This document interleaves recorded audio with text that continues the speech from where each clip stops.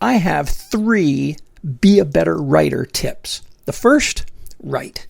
The second, read. The third, get together with other writers. That third one can be tricky, but we've got you covered. At the Writing Excuses Retreats, we offer classes, one-on-one sessions, and assorted activities to inspire, motivate, and recharge writers just like you. As you make meaningful progress on your stories, you'll build connections with your fellow writers that will last for years to come. Check out our upcoming events at writingexcuses.com/retreats. This episode of Writing Excuses has been brought to you by our listeners, patrons, and friends. If you would like to learn how to support this podcast, visit www.patreon.com/writingexcuses. Season 19, Episode 46. This is Writing Excuses. An interview on structure with N.K. Jemisin. I'm Howard. I'm Dongwan. And we are incredibly excited to have a guest with us today. As the title implies, we are interviewing N.K. Jemisin as we are finishing our section talking about the 5th season.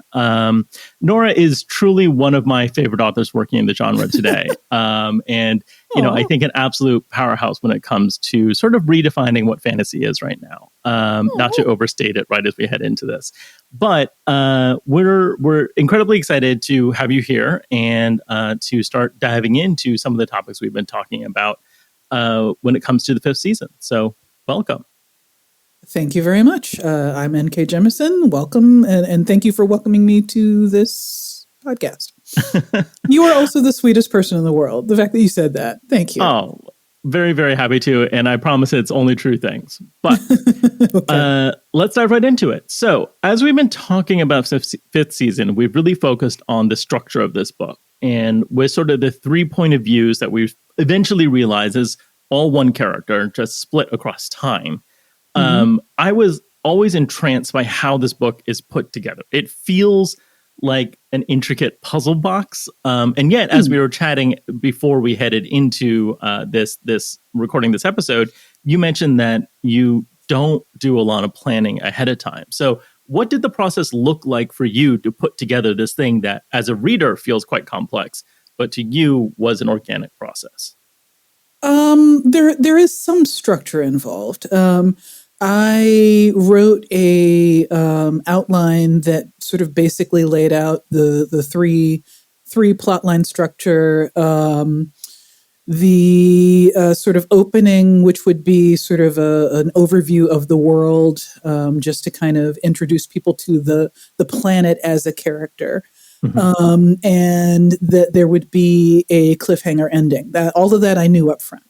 And my initial thought was that the story was going to be third person, very traditional telling, past tense, third person, nothing sort of experimental or unusual there.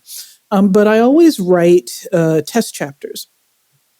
And the test chapters, I will just simply start writing, like I'm spitballing. I'm trying to see what voice feels best, what makes it flow, what makes it have the right energy. And so I will try it over and over again, in some cases from different POVs, different tones, different voices. And for some reason, I found myself drawn to this bizarre part third person, part second person, present tensey, almost, it increasingly felt like I was trying to write poetry, and I suck at poetry. So, I've attempted multiple times to write poetry, only to realize I'm entirely too literal a person to do that. But, here I am, I'm pulling the Hollow Man, I'm pulling E.E. Cummings. I'm like, all of a sudden, all of the poetry I've ever read in my life is starting to speak to me, and wants me to acknowledge that flow, that energy. And it was a purely instinctive, like just this feels right. So I started writing. It started to flow well. I was like, this is bizarre. I've never really written anything this just experimental, I guess, for lack of a better description. I've never written anything this off the beaten trail. I don't know if it's right, but it feels right, so I'm going to keep going. And then, of course, I hit a point about like halfway through the book where I suddenly decided that, this is the worst thing I've ever written. I can't believe I've written this much.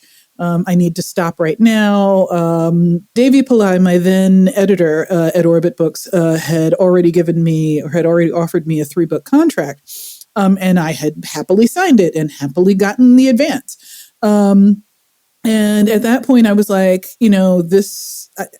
I've never written anything like this. I can't keep doing this. This is gonna make people, think that I'm the worst writer in the world. So I called up Davy. I was like, I want to stop doing this book. I want to change this back to a single book contract. I think I was crying. And Davy was like, the editorial equivalent of, okay, Nora, have a Snickers. You always want to quit your novels when you haven't eaten, and basically she told me to sit the hell down and relax. And around the same time, a bunch of friends of mine, dragged me out for a intervention brunch intervention, over mimosas. They were like, Nora, have a Snickers. Stop reading modernist poets and get back to reading your poet. Anyway, so we are segueing away from talking about structure. I am sorry, but that was basically how it worked. Well, but see, that's structure and process are so intimately intertwined. When we talk about structure with each other, when we talk to writers about structure, it is as part of a discussion on process. You have a structure that you are originally working with, and then you realize you get to the middle of a book, as I think almost all of us do, and decide that we're wrong. We've always been wrong. We hate writing, and we're done. And that is a structural moment. That is a moment where you go back and you look at what you're doing and you eat the Snickers and you have drinks with friends at the intervention. And then you go back and I assume at some point realize, oh my goodness, the second person is actually teeing up a wonderful reveal. And I don't know when that moment was. Yeah. But that reveal was brilliant. Well, the reveal, so I knew at the beginning that all 3 perspectives were the same person. That was a given. I knew that my primary perspective needed to be Essen, that Essen was the person whose story I was ultimately telling. They're all Essen, but that was the focus that I wanted to keep. I found myself seeding in hints into Essen's POV. I put hints in all 3 of them on purpose, because I am a evil writer, and I cackle while I throw in little hints. I'm like, see if you notice this one, Going back on a reread, it is such a delight to pick out all those little moments of like, Isn't diabolical that she was giving us this. Like, I remember noticing stuff in the introduction of Essun that leads to that understanding later, and I was just like, God damn. Yeah, those are my favorite kinds of books to read. The books where when you enjoy the first read through enough that you're willing to go back and reread it and catch all the little stuff. And so, that is, I don't expect anybody necessarily to pick up on it the first time around. But deep and close reading is something that I want readers to do with my work. It is what I love to do myself with good writing. And so, I want to reward that with here's a blanket that she mentions in one chapter that you're not going to see again for like 6 chapters, but, little things like that. So, but yeah, I knew from the very beginning that it was going to be all 3 people in the same perspective.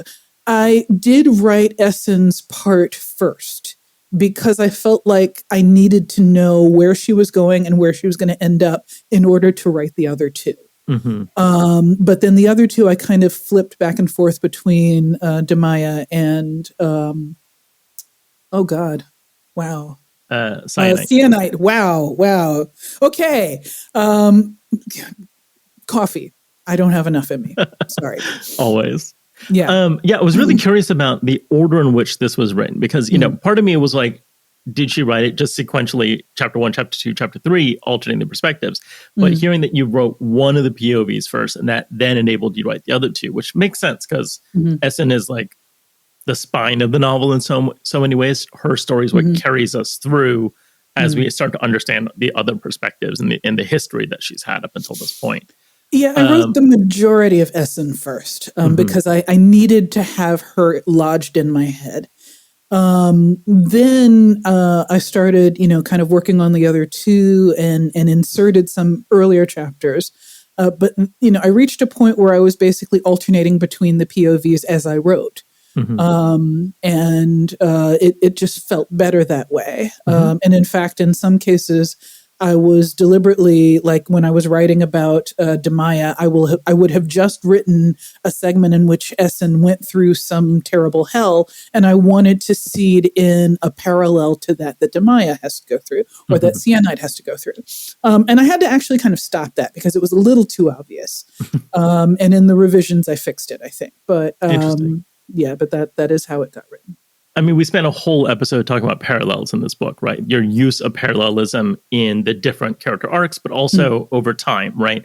Starting with a child death, ending with a child death, you'll have one beat that then is replicated across all three stories at different points in time, which like set up so many sort of like thematic resonances. It was almost like, like the magic system, you were setting up these different resonances that were coming at us from different angles, which like built to something that felt quite powerful.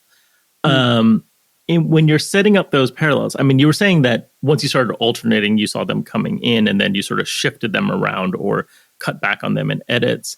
When you're seeding like those clues in as well that you kind of mentioned, was that planned at the beginning or did you find yourself layering that kind of stuff in later? Because I think I love that we're talking about process so much because I think these are the questions people have when they see something beautifully structured. They're like, how in hell do you do that? Because you can't think of all these things when you're outlining or when you're doing your first draft sometimes.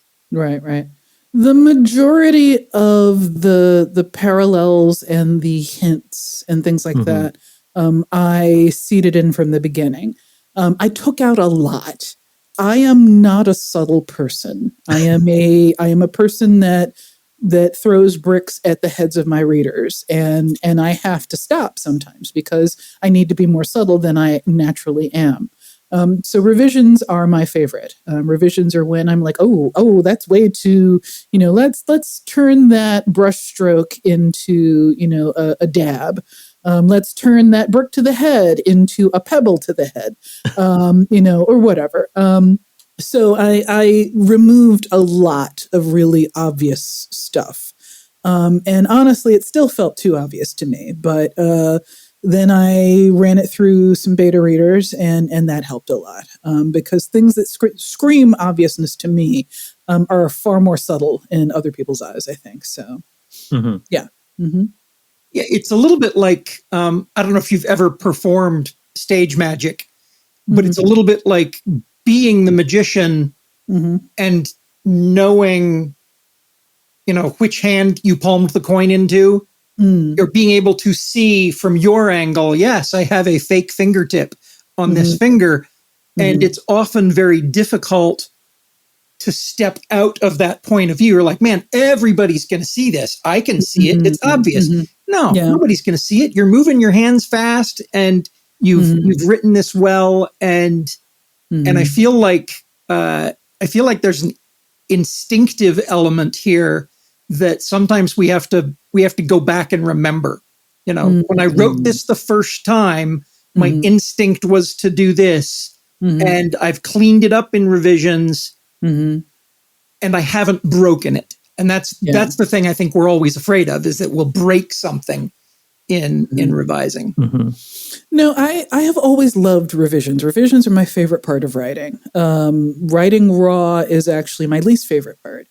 I am good at that part, like the flow. Once I really kind of get into the zone, if I'm listening to my characters the right way, then they are speaking and the story is writing itself.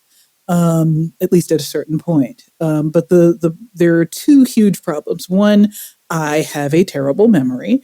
And so I will write the same themes or the same kinds of scenes or beats over and over and over again, because I don't, especially when I'm on deadline, I don't have time to go back and reread the entire book. And I forget that I put in some particular beat, and then I do it again, and then I do it again. So that sucks, because each writing session is, about anywhere from like 1,500 to 3,000 words a day. And by the time I get to the point where I, am doing page 100, I will have forgotten what's on page 25. So that's one problem. But the other problem is that the urge to be subtle feels coy to me. I've always preferred just being straightforward. I've always preferred just saying what I mean.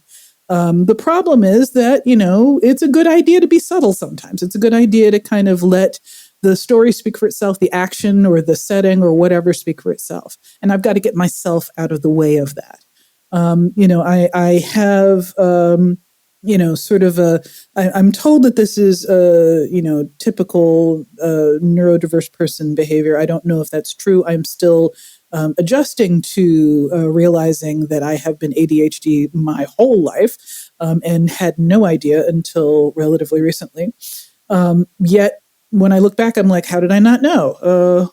Anyway, so We've all been there. Yeah, so I'm told that it is sort of common for folks with ADHD to just repeat themselves over and over again, trying to be more clear each time in the hopes that they can get across, what they're trying to say. If they're just clear enough, if they just, say it slowly or carefully enough. And as a writer, I am especially prone to that because I'm like, if I just write it exactly the right way, they'll all get it and it'll be obvious. And then I won't need to do it again. And no, that's not how anybody works. So it's not how I work. I don't even know why I expect that of other people. So I have to kind of get myself out of the way. I have to stop my urge to explain and explain and explain. And that is what revisions help me fix. So.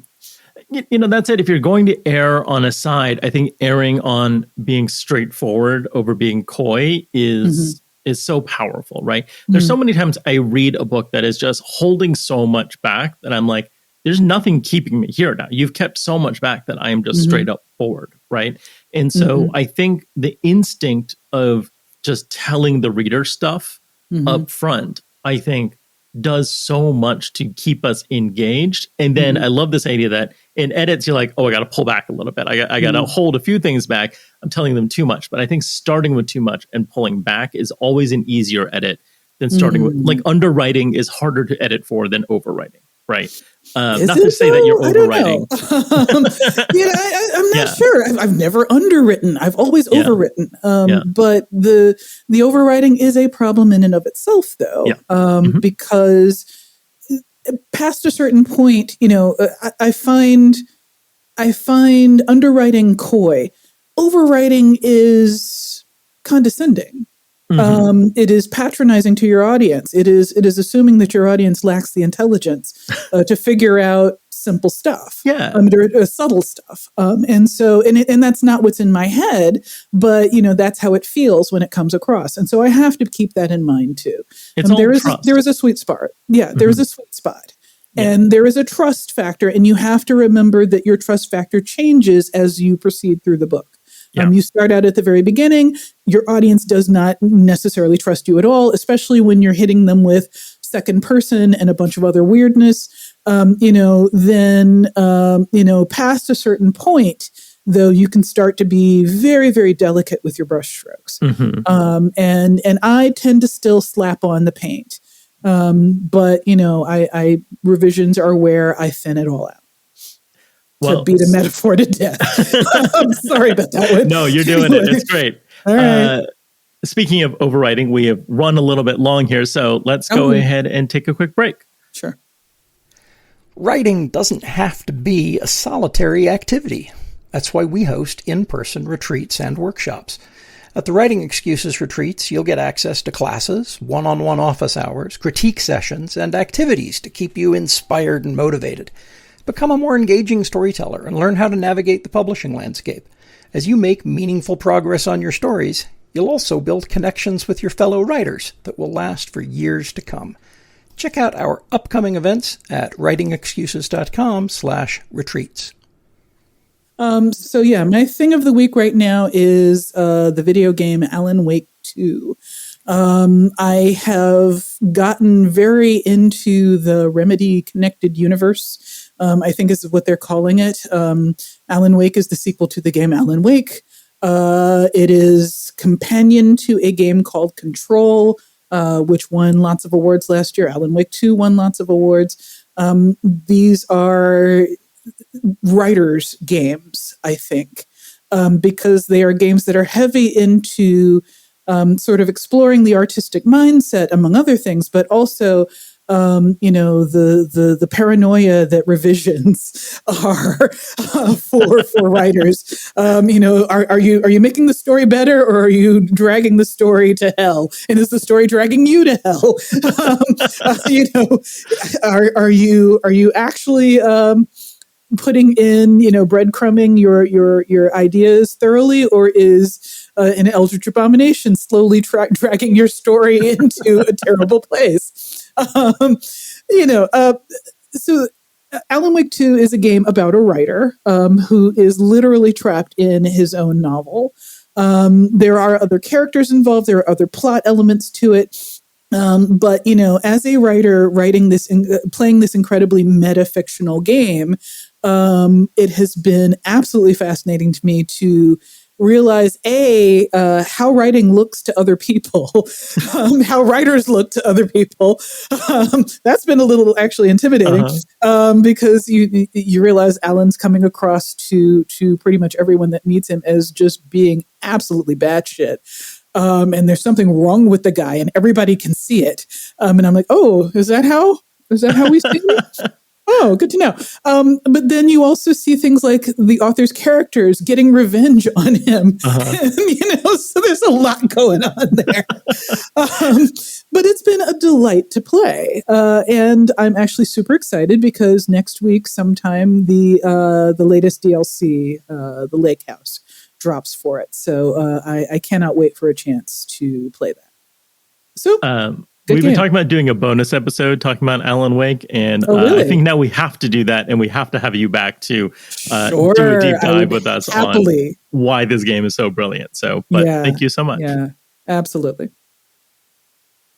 Welcome back. So far we've done a wonderful dive into your process and how you think about the structure for these books, what that looks like as you develop it. I want to take a zoom out a little bit and take a little bit of a step back, because one thing I was thinking about is, and this might be, my publisher perspective coming in, right?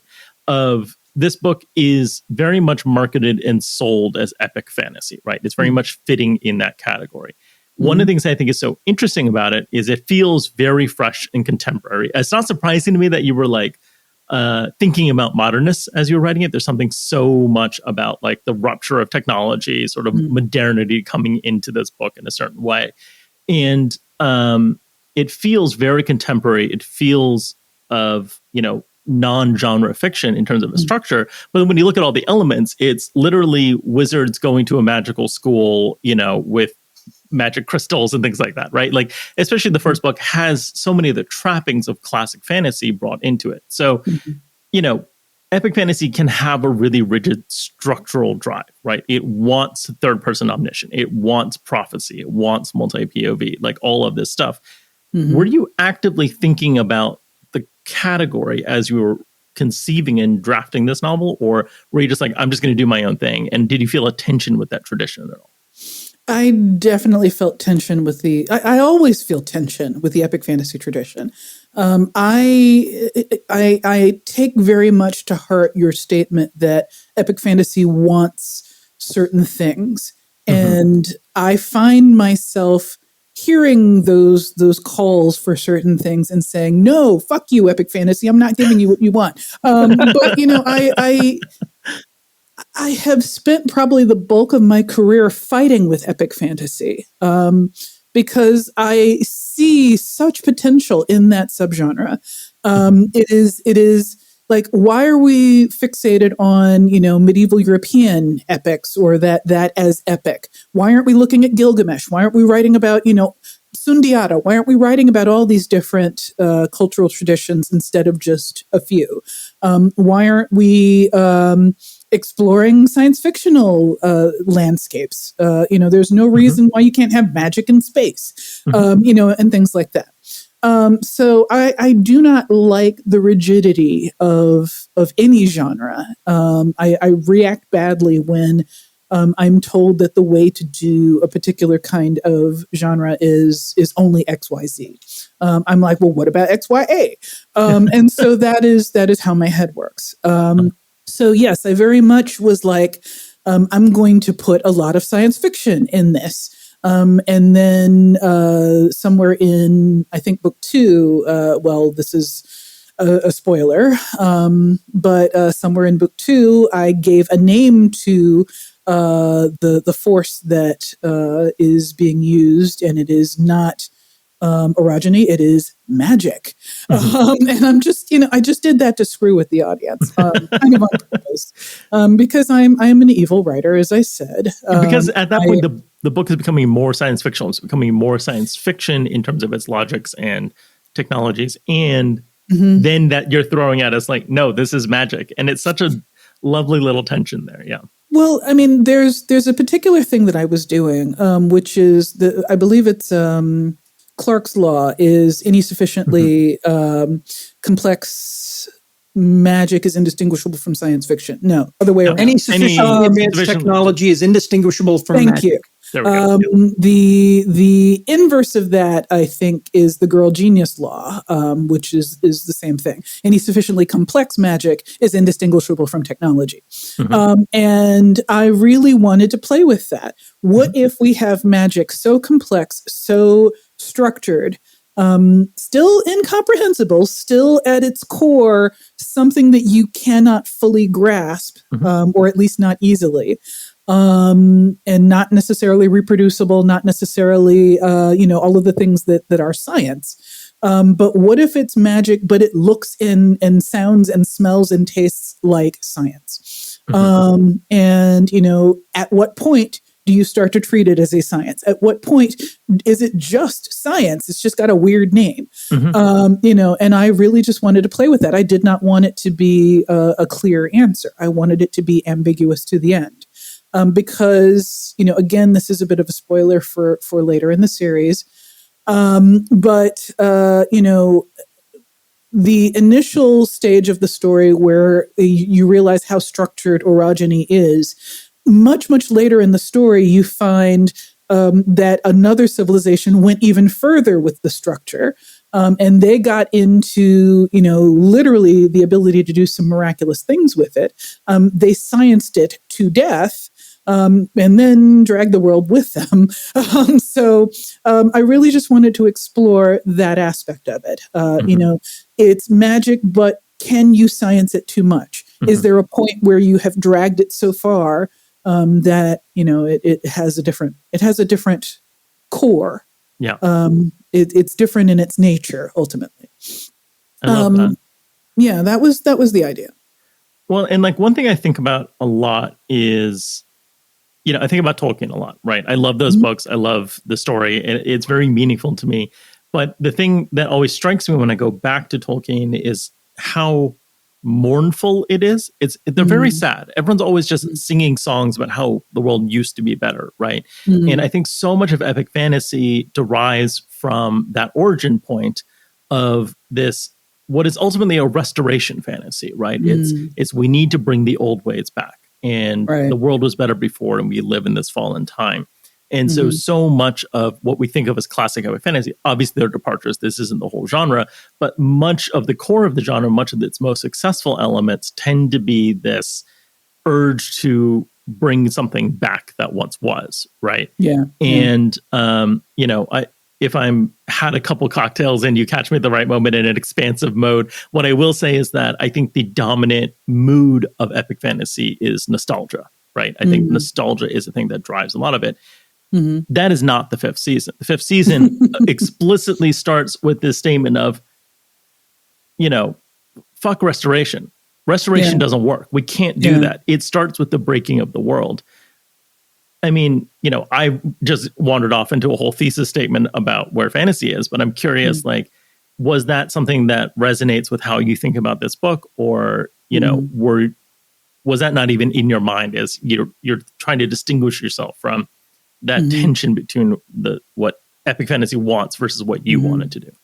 That is always a tension in my mind. Like I said, one of the things that I have been fighting against that tradition within epic fantasy and other traditions within epic fantasy in my whole career. Epic fantasy has so much farther that it can go. And it's the adherence of so many writers to that nostalgic theme limits it. And I think that that's not necessarily a thing that they can help. I think that that is a manifestation of privilege. You want to get back to the world as it was, if the world as it was good for you. If the world as it was a shithole, you have no need to go back to what used to be. You would not want to go back to what, in fact, you're going to fight the quote unquote heroes of the story. You're going to be an anti-hero, and try and move on to something different instead of returning to what was. And so, a lot of my fiction tends to explore these themes. Because, some of it, it's pretty obvious, I think, in the fifth season that I'm channeling slavery. And I wanted to explore a lot of different kinds of oppression within it. I was exploring, closetedness among queer people. I was exploring disabled people who had been treated as useless at varying points. I was exploring a lot of different stuff. And I wanted to kind of touch on a sort of unified theory of all these folks for whom the old world was bad are going to see the potential in change. They may or may not pursue that potential, but they see it. And there's no reason for me to pretend that that tension isn't there. So yeah, in the case of, for example, in the case of Essen, I deliberately contrasted her against Alabaster. Alabaster is the reformist. Essen, for the bulk of the book, is the centrist, the status quo defender, survivor, etc. One of these people, both of them see the potential for change. One of them is just simply not willing to put in the effort that's necessary to make that happen, and the suffering that would be necessary to make that happen. And the other is farther along on his particular path towards reform, basically. And I deliberately contrasted them because I wanted to show, I don't believe that there is, I mentioned earlier that I think that nostalgic exploration tends to be associated with privilege. For people who are coming from marginalized identities, there's different ways of reacting to that same thing. I don't believe that there's any one way of doing it in a privileged way, and I don't believe there's any one way of reacting to oppression as a marginalized person. But I wanted to show different perspectives on, if you are seeing the world as it is and you see that it could be better, what do you do? So yeah, I guess it's the centrist versus the progressive, if you want to think about it that way. Yeah, it's really interesting. I was just having a conversation with, a cis white male author about epic fantasy, and I kind of said something similar to what I said here about like me, even as a kid, reading epic fantasy, feeling a sense of golden nostalgia of a thing I would never have access to, and his response was interesting because he didn't quite have that experience when he read it. felt more of the potential of adventure. And I was like, oh, is this just the experience of reading this while marginalized, right? Like as a person of color, as a queer person, of like, oh, these adventures aren't for me. I will never get to be, Taran. I'll never get to be, whoever major, epic fantasy hero is. It's really interesting, and I think part of why fifth season did speak to me so much was I was like, oh, this is from the perspective of deeply marginalized people who are, being subject to active, awful oppression, right? And it's why the scene of the Guardian breaking Demaya's hand will just like live in my brain forever in the worst and best ways. But I would love to shift away from sort of looking back a little bit at the traditions and talk about how you move forward. You've written a whole nother series since then. And, what lessons did you take away from the experience of writing these books? Obviously they came out to great acclaim. You've won Hugos for every single entry in the series. How did this shift how you approach writing fantasy going forward, and how you think about structure going forward, to return to the original topic? Like, what were the lessons that you took away from this experience? To ask a very easy to answer question. I think I have relaxed a little. I'm not as angry at the genre because I have said my piece. I like I said, I spent a long period of time kind of railing against the traditions of epic fantasy, frustrated by the potential that I saw that just seemed to be being squandered. I would read, I'm not going to name any particular works, but, I would read an epic fantasy series and see how much more interesting it could have been if they decided not to restore the king to power. If they decided, why don't we try democracy? I know that like Game of Thrones kind of winked and nudged about democracy. We're not gonna, that's a silly idea. Why would we try that? I know that there have been other engagements with that idea, and epic fantasy as a general thing has mostly kind of laughed at the concept of applying all these modernist, all these modern ways of thinking to the story. But you aren't bound by the ways that medieval people actually thought. You are writing to a modern audience. You are a modern person yourself. You cannot think like a true medieval person. So why pretend? Why let your biases about the medieval era impact how you actually write about the medieval era versus how people in the medieval era might have themselves actually thought?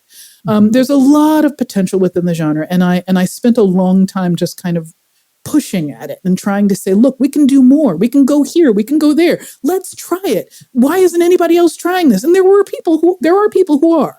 Yeah. I don't want to pretend that I am, the only writer that is doing something weird. No, but I do think you kicked a door in. You know what I mean? Like, I think people were doing that, but I think you opened a door in a way, forcefully, in a way that made it easier for people to follow. And using the door metaphor, when Tolkien published Lord of the Rings, he threw open a door into something that at the time was being called romantic fantasy or fantasy romance or something. They didn't even have a word for it. And he had a goal, which was to create a sort of fictional mythos for Great Britain. And we all walked through that door.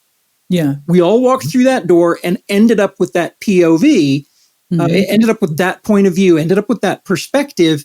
And now when I think about world building, I have to kick myself a little bit and say, no, you're world building. You're building a secondary world thing. You do not have to adhere to the rules of feudalism or medievalism or Roman or bronze technology. Just do what speculative fiction does best and speculate.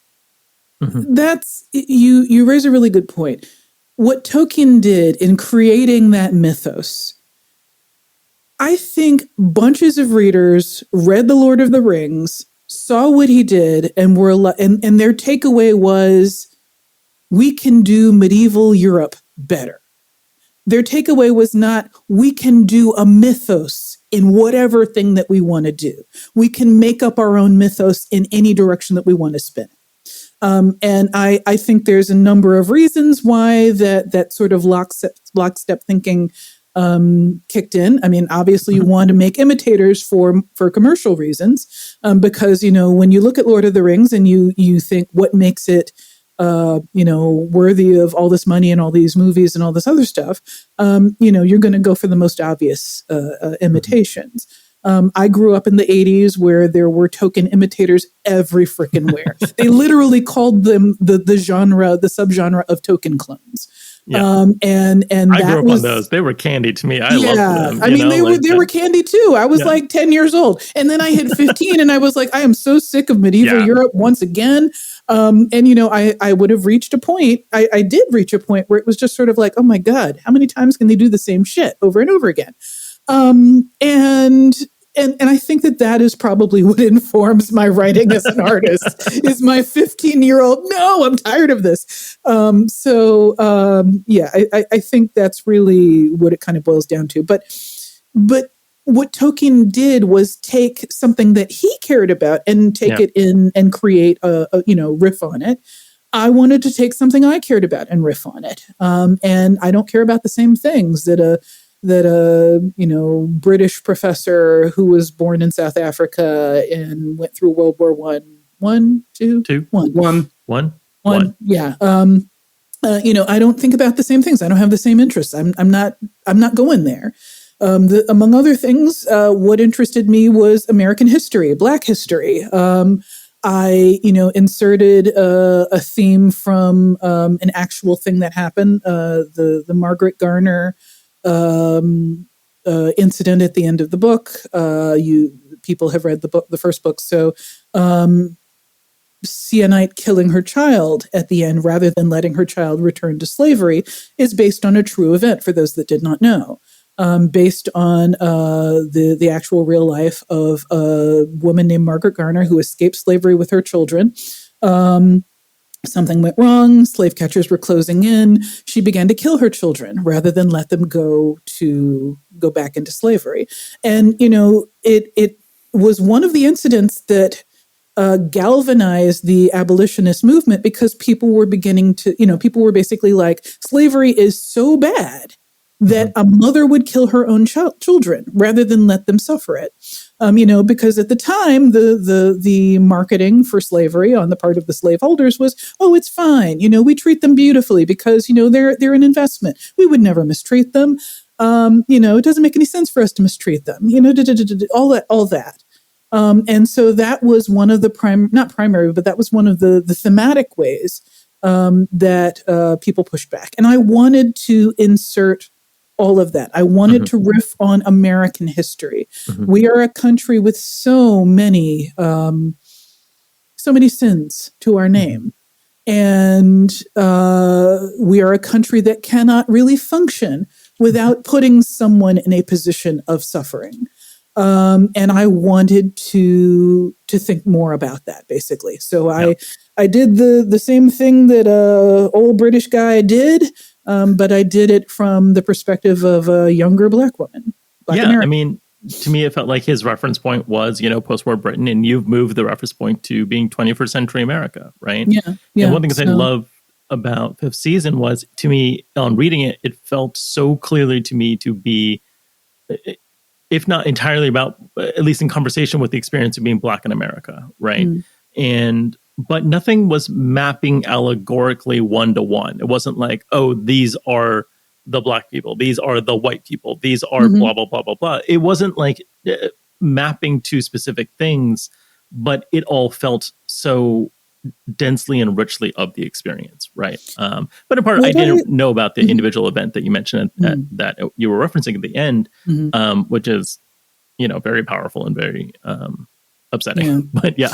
What I wanted to explore was oppression, not specifically racism, not specifically sexism, not specifically, I was not exploring a specific oppression. I was not exploring a specific manifestation of oppression. I read about suffragism in the UK and Australia. I read about the Aboriginal resistance to Australian colonization. I read about Maori resistance. I mean, I was reading as much as I could about how people in the world push back against colonizers and what happens to societies that are colonized and how it warps those societies, how it warps the people in them. And I wanted to explore the themes and not the history. So that's why it doesn't map. I didn't want it to map. I didn't want it to be. This was not me trying to work through, the specifics of my own life or the specifics of American history. This is me working through what it is to be oppressed, period. Yeah. And I tried to do it in a way that paid respect to all of the marginalized people whose histories and stories I read. I don't know that I succeeded. From my experience, you did succeed very well.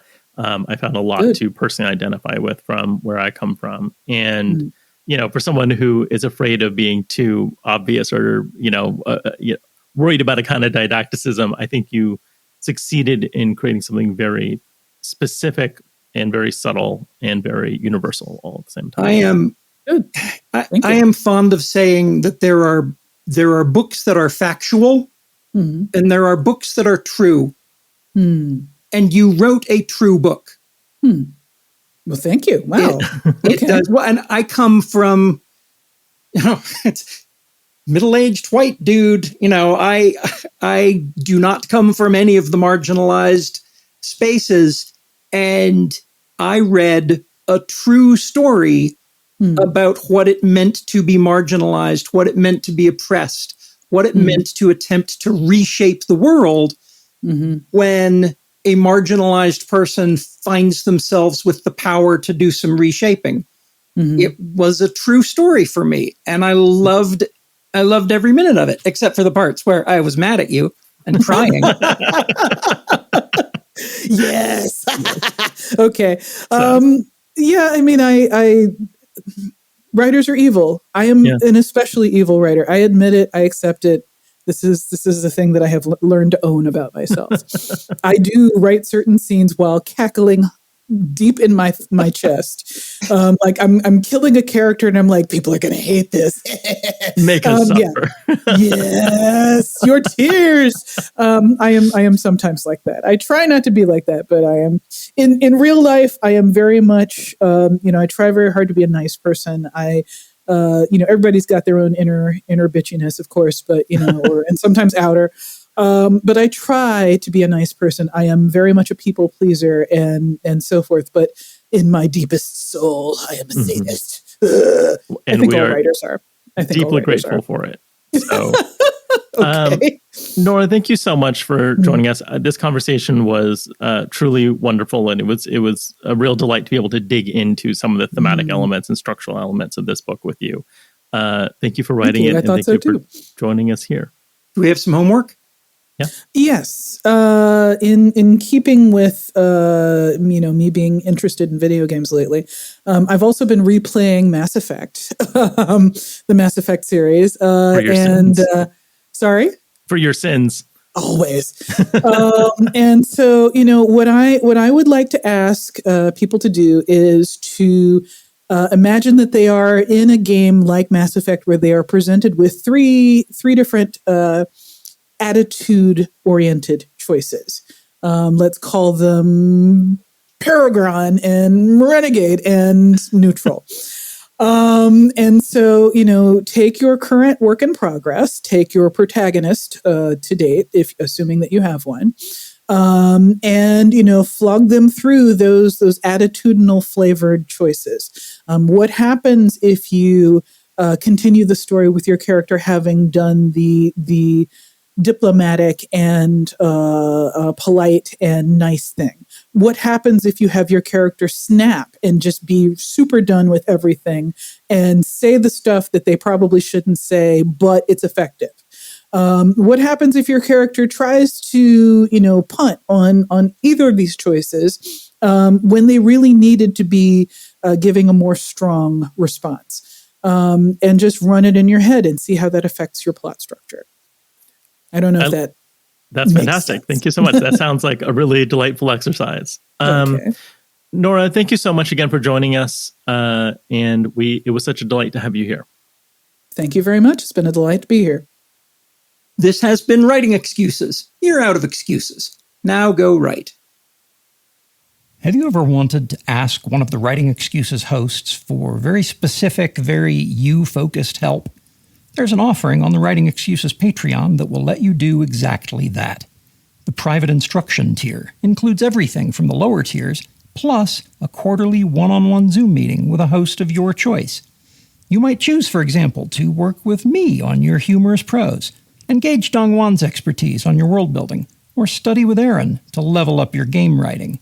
Visit patreon.com/writing excuses for more details. Writing Excuses has been brought to you by our listeners, patrons, and friends. This episode of Writing Excuses was hosted by Howard Taylor and Dongwan Song, with special guest Nora K. Jemisin. This episode was engineered by Marshall Carr Jr., mastered by Alex Jackson, and produced by Emma Reynolds. For more information, visit writingexcuses.com.